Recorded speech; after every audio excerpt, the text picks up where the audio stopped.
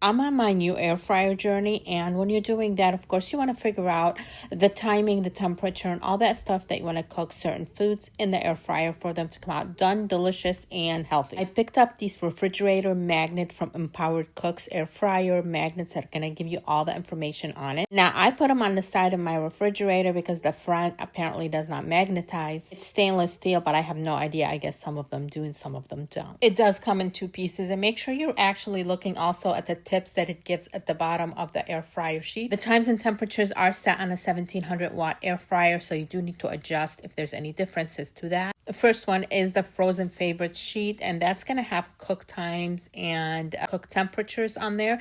They have it in Fahrenheit and Celsius. And the other sheet is the air fryer cook times, and that one's going to have the vegetables, poultry, pork or lamb, baked goods, other beef and seafood. So all the different things you could cook in your air fryer.